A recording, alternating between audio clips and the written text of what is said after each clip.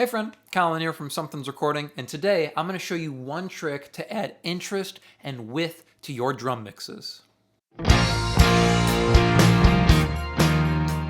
We're going to be looking at adding an extra kick of interest as well as width to your drum mixes today using a stereo delay. And this is going to help you make sure your drum mixes don't feel so stagnant and one-dimensional when you sit them inside your mix. But before we dive in here today, if you're looking to go a little bit deeper into the drum mixing process and really start to dial in your workflow as you mix drums, then I have just the thing for you. It is my 3-step framework for mixing drums workshop, and you can get free access to this by clicking the link below in the video description. It's just a simple workshop that's going to walk you through the simple 3-step process I follow to help you dial in a repeatable workflow for cranking out professional sounding drum mixes right from your home studio. Like I said, 100% free for you to watch. You can get access to that by clicking the link below in the video description. But let's jump in here and take a look at this drum mix. I'm going to start, of course, by playing you this track here, and you can hear how these drums fit inside the song. And I'll also solo up just the drums as well, so you can hear them by themselves before we dive in here. So here's what our finished mix is sounding like so far.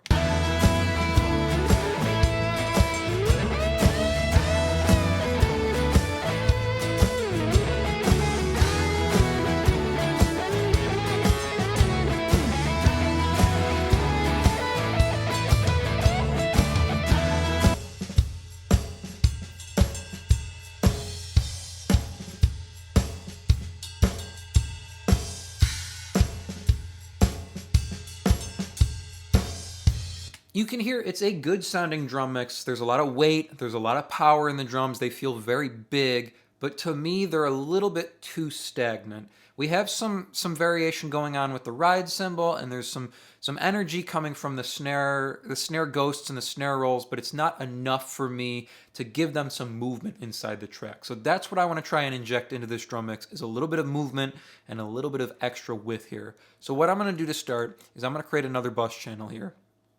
And we're going to call this drum para, because it's going to be a parallel process of the drums, not necessarily parallel compression that we're reaching for today, just some parallel processing. And we're going to send this out to the mix bus.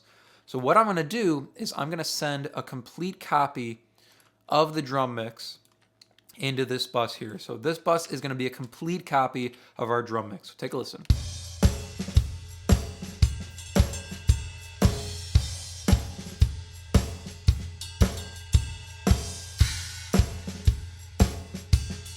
So same drum mix we just listened to, just on a separate track, so we're processing a copy of it rather than the original, so we can leave the original untouched here. First thing I'm going to do is I'm going to reach for an EQ, and we're going to get rid of frequencies we don't need here. I just want to focus in on the mid-range. I don't want to mess with our low end or the top end that we already have dialed in on our drum mix. Just want to affect our mid-range here, so let's listen.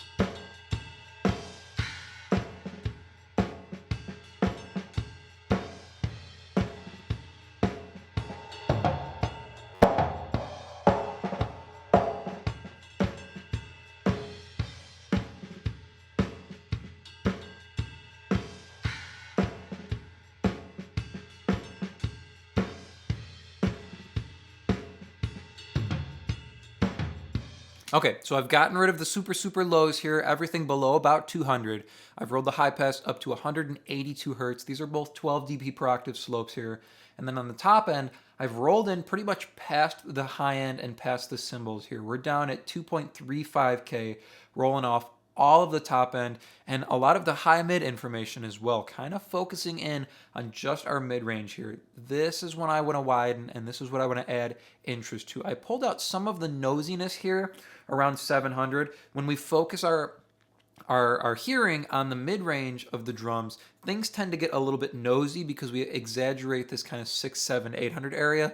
So just pulling some of that out here. We're pulling 7 dB out at 708. With a narrower Q, it just pulls back some of that nosiness. So we just get the focus on some of the low mid and some of the mid-range energy here. Now the next thing I want to do is I want to try some distortion on here. And let's see what we can get with the red light distortion.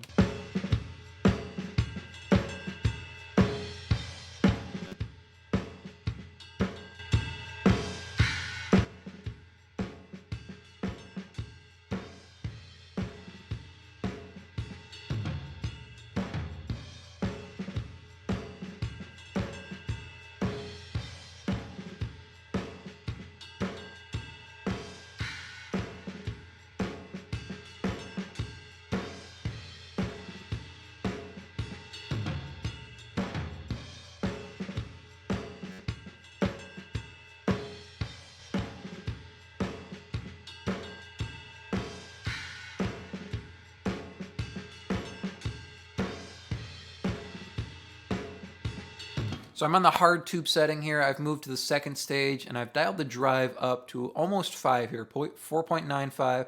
Pulled the output all the way down. Usually on the second stage of the hard tube, you end up having to pull the output all the way down to balance the volume in and out of the plugin.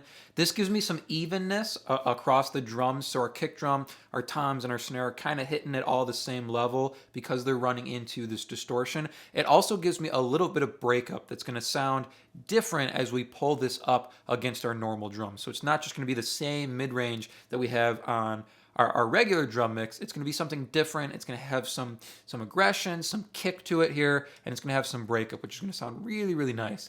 That's sounding good to me. The last thing I want to do is let's pull in the beat delay. So the beat delay gives us options for a stereo delay here, and I'm thinking I want to go maybe 8th note, and we'll turn ping pong on, and the ping pong factor, maybe we'll go double and see what that sounds like, and we'll go 100% with the width for the moment and see if we can dial this up, see what we get. High cut and low cut, we'll go 250 and 3K here, so just kind of outside of where we're set here. We're not cutting into it too much and reducing the frequency we already have. I'm going to hit play. Let's see what we have. I'm going to pull the feedback back for the moment as well.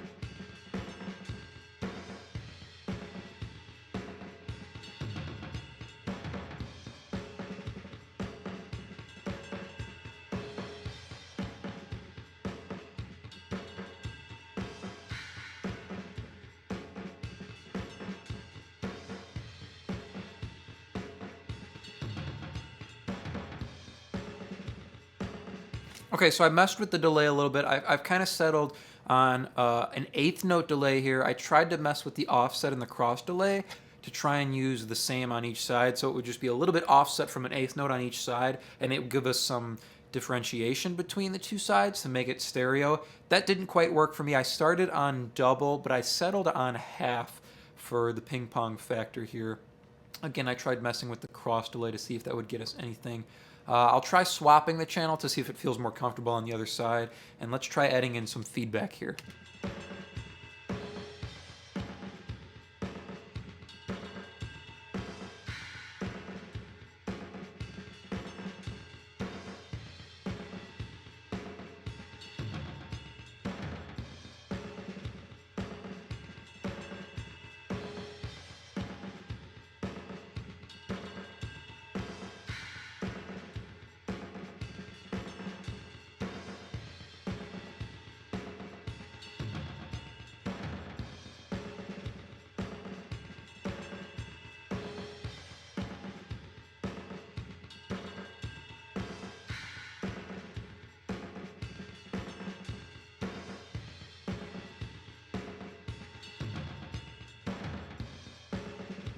So if this was more sparse of a track, maybe if there was just a kick drum and a snare drum, I would like the feedback. And if it was longer between each hit, I would also like the feedback more. This is a tighter sort of track. It's 4 on the floor, so it's a bit busier. I think I like it without the feedback. It keeps our delay nice and tight in between all of our hits here. I think I'm ready. Let's try pulling this up underneath our drum mix here, and let's see what we get.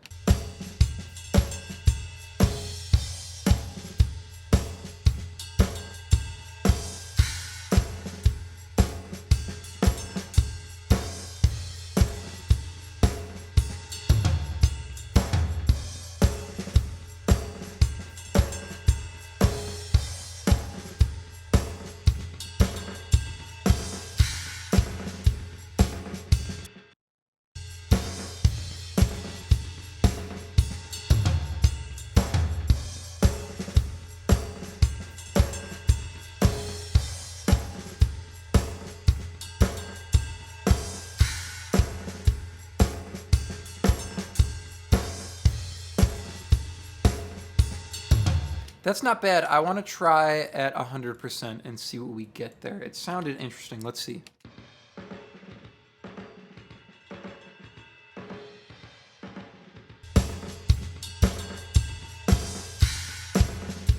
That's a little bit too much. We're going to go back to 51% where we were. We'll mix it in, and let's see how it sounds inside the mix. It's adding some nice width here. It might be too much. We'll try dialing it back to maybe 50% on the width here, but the interest it's adding and the movement it's adding to the drum kit is incredible.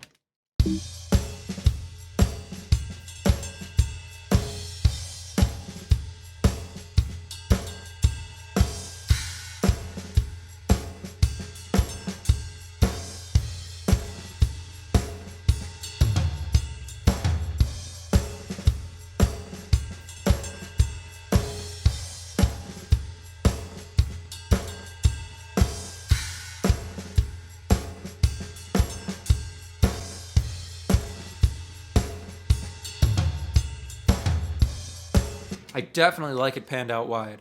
I'm feeling good with where that's at. Let's throw it inside the track here and see how it fares with everything else in. We might have to dial it up a little bit further, but let's see.